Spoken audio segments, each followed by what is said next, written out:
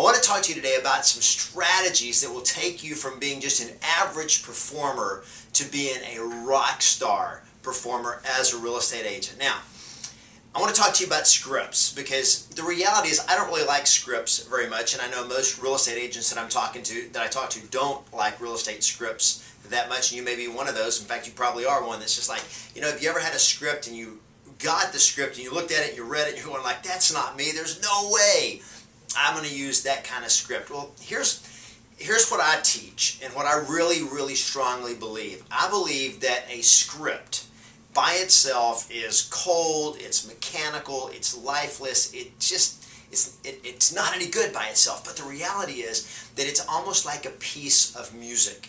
And that is that when you take a great piece of music and you just look at it on paper, it's lifeless, it's mechanical. If somebody you had a computer just play the notes, it doesn't even have life in.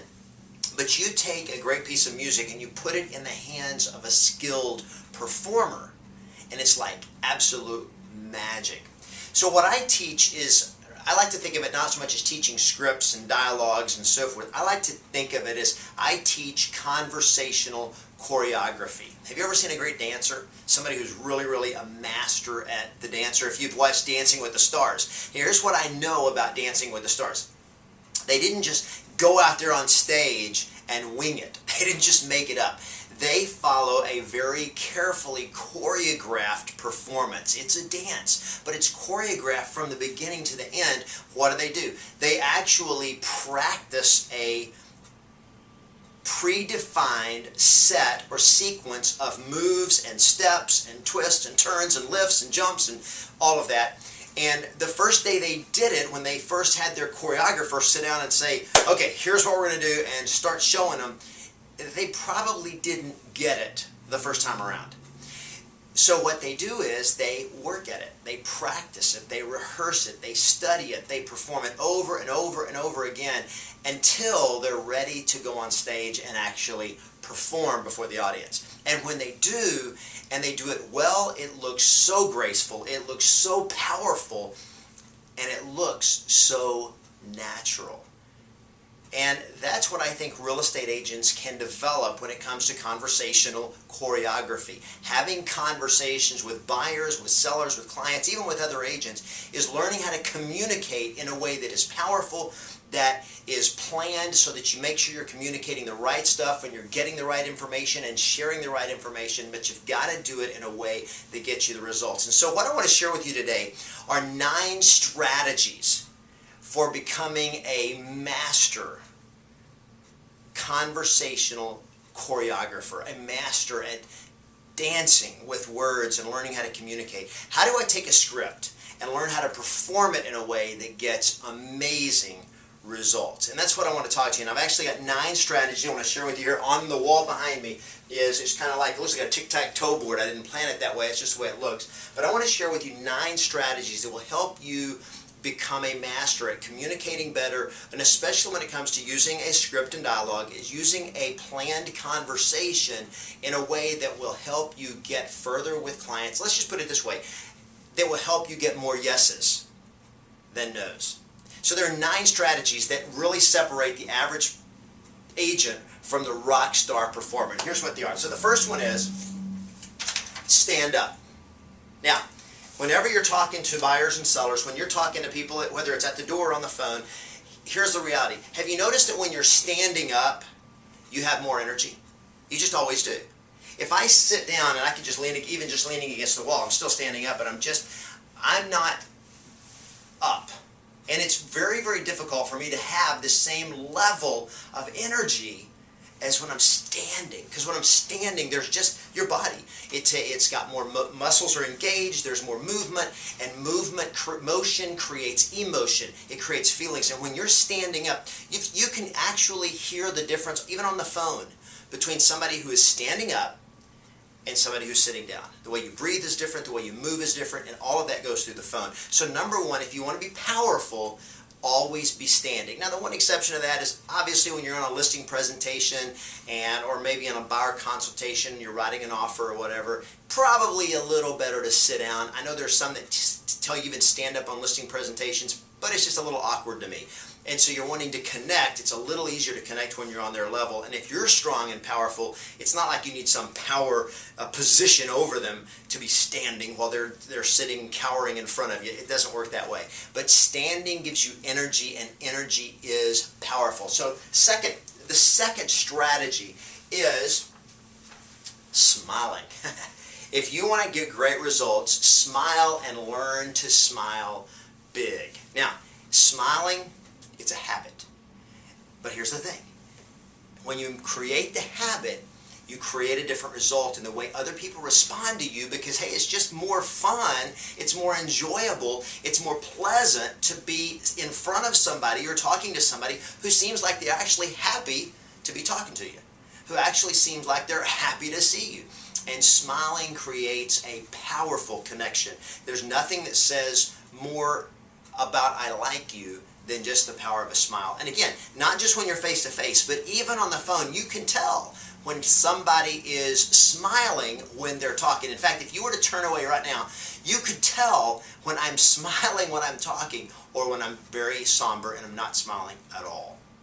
Because your tonality changes when you're not smiling, as it does when you're smiling, just because there's just something about the facial muscles that you can hear, and happy sounds more appealing and more attractive than not happy. So, number 2 is smile big. So number 1 is stand up, number 2 is smile big, number 3 goes right along with it because it's kind of attached to all this, and that is energy and enthusiasm. Now, what about energy and enthusiasm? Somebody says, I'm just kind of a low-key person. That's not really my personality.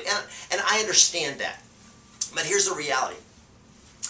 When you're talking to a buyer or seller, they're very excited, hopefully, about getting their house bought or sold. But whether they're excited about it or not, the important thing is they want to work with somebody that they feel like is actually excited about helping them. And if you're all bored or boring and you just kind of laid back and too cool for school, and they're not even sure you want to be there. They're not even sure you want to help them, and you want to communicate that energy and that enthusiasm so they know beyond a shadow of a doubt that you're as excited or more excited than they are about either helping them make the move to wherever they're going or helping them get the house, their dream house, whatever it is, that you share their joy and their excitement about helping them get what they want. So number 3 is energy and enthusiasm. It's so powerful, and even better is energy and enthusiasm doesn't take 10 years of experience to develop. So if you're a new agent, you're sitting here watching this, have you noticed that of the first 3 powerful strategies to becoming a rock star performer are things that you don't have to spend years and years to develop those skills. You can start out today standing up when you talk to people. You can start out smiling right now. And energy and enthusiasm is the one thing that you can instantly turn on that will set you ahead of even a top producer who doesn't seem interested or excited about helping somebody get what they want. So the next one, number 4, is, again, related to that, is confident tonality. Now, what is confident tonality? Well, it's a couple of things. One, it's just sounding like you actually know what you're talking about. See, here's what every seller wants and every buyer wants. They want to work with an agent who is confident. Why? Because they're doing something that they're not familiar with. They don't buy or sell a house every day. So they want somebody that knows what they're doing, and the way they know that you know what you're doing is by the confidence and the certainty that you have when you're talking to them. So one of the things I teach a lot of NLP, neuro-linguistic programming techniques like embedded commands and learning to ask questions with a downswing rather than with an upswing. Okay? And so, for example, are you planning to list your home with me? Or are you planning to list your home with me? So when I asked that question, both were questions, but one was an upswing and it was uncertain, it was tentative. So are you planning to list your home with me? Versus the confident tonality of a downswing, which is, are you planning to list your home with me? And one is tentative, it's uncertain, and so forth. The other is confident, it's very, very certain.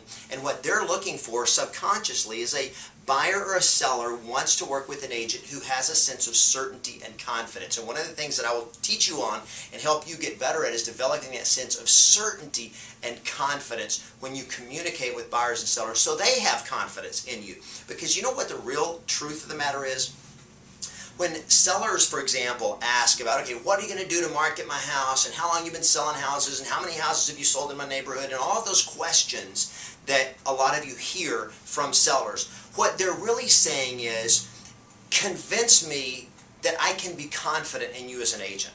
I just need to have certainty. I just need to have a sense of confidence that you know what you're doing and that you'll take care of me. And whenever you have that certainty and that confidence, it just comes out. And when you communicate that in the way you communicate to them by your tonality and your certainty and your body language, they just naturally feel that sense of certainty. I mean, imagine going to a dentist or to a doctor, and if he's getting ready to fill a cavity in your tooth, and he's all shaking and he's nervous, like, the last person I did this with, they screamed like crazy. I think I hit a nerve. If the dentist was that uncertain, you would be terrified. You'd be out of the chair in a second. But if the dentist, he comes in, he's calm, he's cool, everything's going to be okay, I'll take care of it, this isn't going to hurt, it's going to be fine. I'll handle it. Whenever there's that sense of calmness, that certainty, that confidence, and it comes out in your tonality, automatically buyers and sellers feel confident in you because you feel confident in you. So confident tonality, absolutely critical. And again, that's part of becoming familiar with the scripts, becoming familiar with your conversations, because when you know what to say and how to say it, and you're comfortable with that, when you've internalized that, you have that confidence because you know what you're saying, you know the right questions to ask, you know the right answers, you know how to handle objections. That's one of the reasons, for example, that I teach you to master handling objections, because whenever it's not so much what you say as it is how you say it that gives them the confidence to trust you and give their business to you. So you got to have that confident tonality. Number 5 is be interested. Now, how do you communicate interest? Well, one of the ways you do it, again, this is a tonality issue, and that is by sounding curious, by sounding interested. So let's just say, for example, I'm talking to an expired, and I ask them, when they plan on putting the house back on the market and so forth, and they're, well, we're not sure what we're going to do. And then you ask the question, so if the house had sold, where were you thinking about going next? Now, that's the script, that's the words. So if the house had sold, where were you planning to go next? Now you can ask it several ways. You can ask it with uncertainty, with a lack of confidence. So if the house had sold, where were you planning to go next? Notice, I'm not certain, I'm not confident. So if the house had sold, where were you planning to go next? Now that's confident, but I don't sound interested. I almost sound like I'm being nosy. Now when you're nosy, nobody wants to tell you anything. It's like you're interrogating me. So how do you fix that? By being interested. I'm just curious. It's kind of like I like you, and so I'm just curious. So if the house had sold, where were you thinking about going next?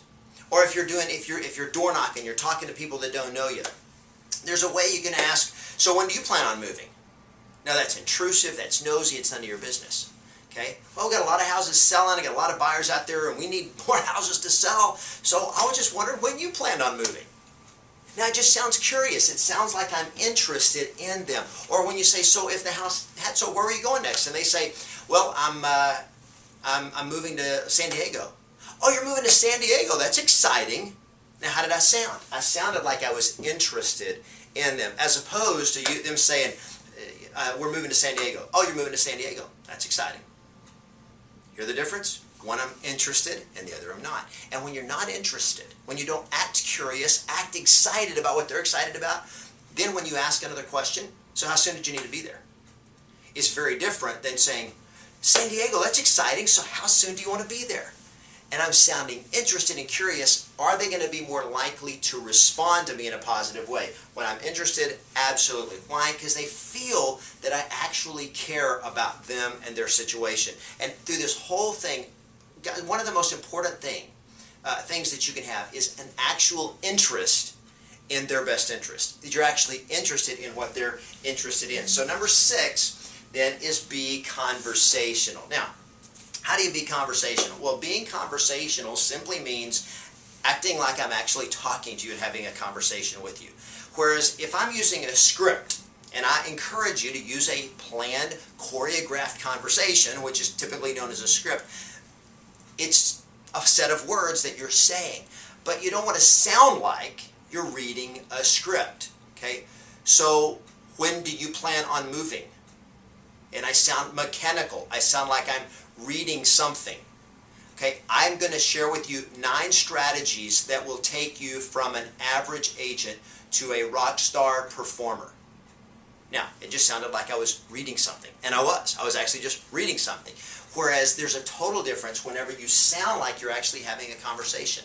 So if I'm reading a script and I'm reading and it says, so if the house had sold, where were you planning to move next? As opposed to, so if the house had sold, where were you planning to go next? I've got a confident tonality about it. Where were you planning to go next? And I'm interested, and it sounds like I'm just talking. And if you'll listen to a lot, in fact, one of the things I try to do on the videos that you listen to where I role play and I actually do scripts is I want to sound like I'm just having a natural conversation. You know, great movie actors and actresses, they're reading scripts, you know that, right? But it sounds so natural. Why? Because they've learned to become conversational. They become the part, and they play that part just as if it's totally natural. And so even though it's a planned, choreographed question, a planned conversation, it comes across as totally conversational. Now here's some other things that will help you to do that. Number 7 is to repeat and affirm. Now, repeating and affirming is one of the most powerful strategies for connecting with somebody. In fact, I think this is the single greatest way to establish immediate, very quickly, rapport with when you're talking to somebody else, and that is by repeating and affirming. Now, here's what a lot of people will teach. They'll teach you that the way you connect, the way you establish rapport, is by having commonality. So I walk into the house, I'm there listening, and they have some petunias growing out in the flower bed. And you say, oh, I noticed your petunias in the front. They're so lovely. My aunt used to grow petunias at her house. As if that's going to create some rapport. They're not interested in your aunt's petunias, and they know you're not interested in theirs. Okay? So the reality is, here's what creates rapport. Whenever you're interested in what they're interested in, whenever you're paying attention to what they're saying. Because see, the one thing that everybody believes is important is their stuff. It's their interest. It's their needs. It's what's on their mind. And if what's important to them is what's important to you, they think you're interesting.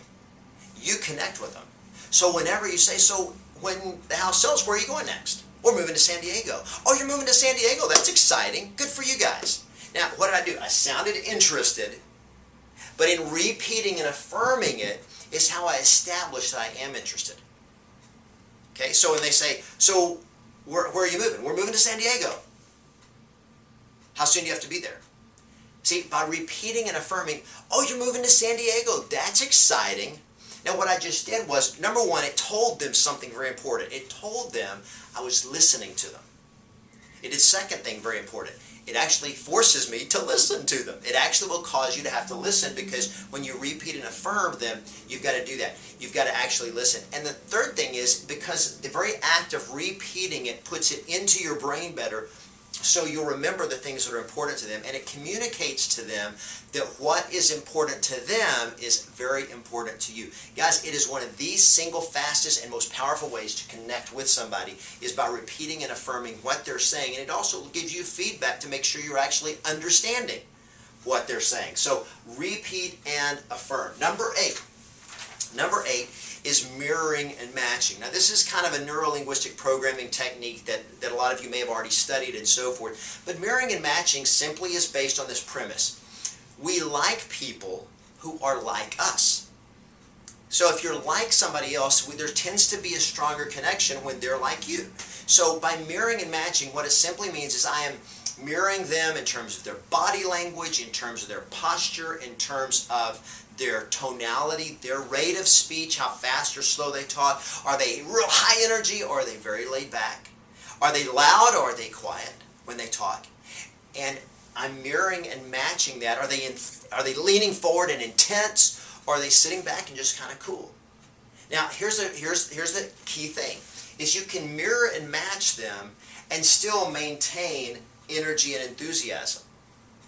For example, if I call somebody and they answer the phone and they say hello, or they say hi, they speak very soft, and then I say, hi, my name is Kevin Ward, and blah, blah, blah, blah.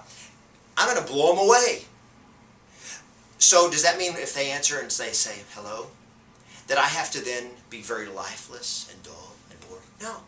I lower my tonality, I lower my volume, I slow down, but I can still have huge energy when I'm still talking very slow, very soft, and you can still modulate that and still have excitement and still have energy. See, I'm doing it right now as I'm trying to communicate with intensity, with energy and enthusiasm, and yet I'm speaking slower, and I'm definitely speaking softer. What am I doing? You're mirroring and matching their style, their communication style, their posture, their verbal and nonverbal cues, mirroring and match it to connect with them and help establish even a stronger level of rapport. Now, I've given you 8 very, very powerful strategies to help you learn to communicate better with buyers and sellers, to connect better with them, to get more business. And so number 9, here is the big one, because number 9 is the key that makes all 8 of the other ones work. Are you ready for it? It's very simply the hard work. It's called practice. If you want to become a rock star, if you want to become a superstar at actually listing and selling real estate at a high level, it's developing the skills of learning how to do all of these things effectively to create confidence in buyers and sellers so they'll choose you and choose to work with you and hire you as their real estate agent. Practice, practice, practice. There's no shortcut for this. Whenever you get a great script and we hand it to you, it's just like the Dancing with the Stars when they get a new piece of choreography. It's strange to them. They've got to internalize it. They've got to memorize it. They've got to practice it. They've got to rehearse it. They need to watch it. They need to get feedback. They play it over and over again so that whenever the performance comes, they're ready. And it's powerful and effective, and it makes a huge impact on everybody that sees it. What you're looking for is making that huge impact on every person, every prospect, every chance you get an opportunity to be in front of a buyer or seller to help them establish their confidence in you so they'll want to work with you if they're an actual buyer and seller and help you get the results that you want because you help them get the results that you want. Now, I took a little bit of time. I hope those 9 steps were powerful for you. Stand up, smile big, have energy and enthusiasm, have a confident tonality, be interested, be conversational, repeat and affirm, mirror and match, and practice, practice, practice. It will make you a rock star.